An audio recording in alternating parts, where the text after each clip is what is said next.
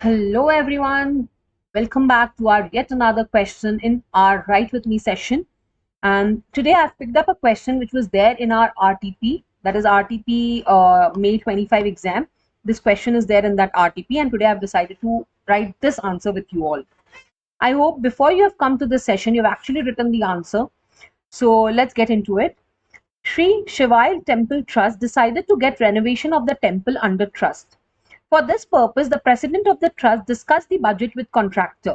The contractor provided the budget of 5 lakh. Okay, it is a renovation of the temple. It is a trust. So basically, we are talking about what? Donations or charities, right?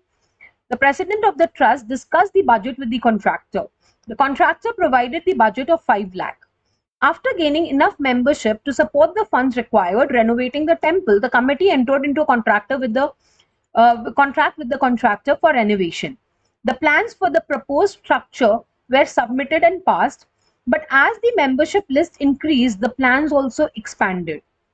Hence, the expected cost of construction is increased from 5 lakh to 7 lakh.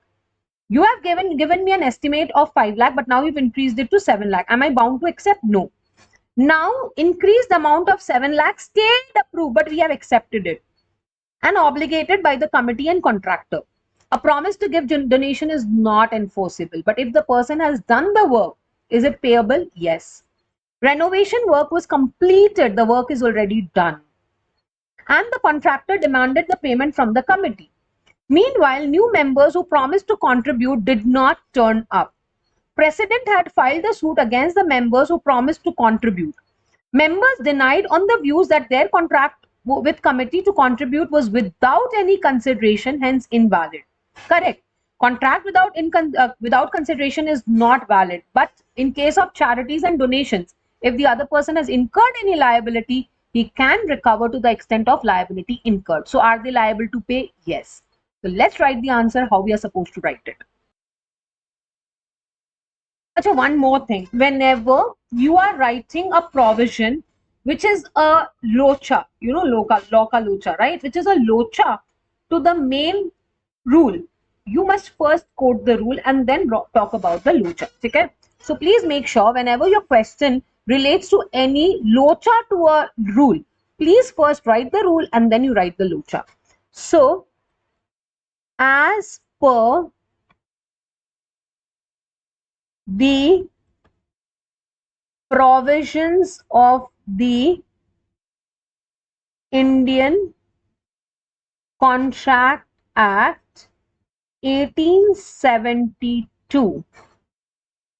Every contract must be supported by consideration, right? A contract without consideration is void ab initio. लेकिन law में क्या होता है? लोचा.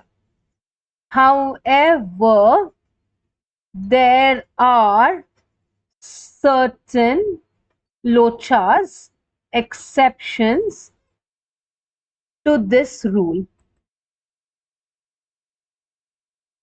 In case of charity or donation, in case of charity or donation, a promise to give donation is not enforceable by law. But